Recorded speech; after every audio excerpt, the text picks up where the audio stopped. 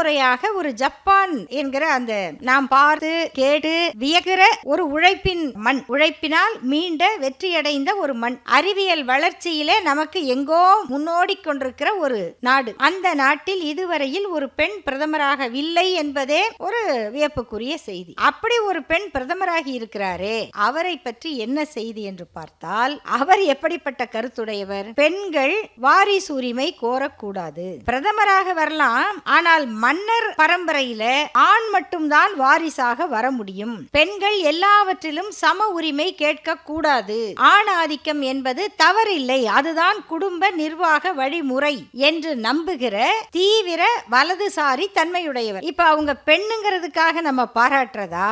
இப்படிப்பட்ட பிற்போக்கு வலதுசாரி மண்ணாக இருந்தால், நீங்க ஆணாக இருந்தால் என்ன, பெண்ணாக இருந்தால் என்ன, அங்கு வந்திருப்பது ஒரு பிற்போக்கு அரசியல்வாதி. அவர் முதல் முறை வந்திருக்கிற காரணத்தினால் பெண்களுக்கு முன்னேற்றத்தை சொல்லக்கூடிய ஒரு பெண்ணாக வரவில்லை. இது ஜப்பானில் நாம் பார்க்கிற செய்தி.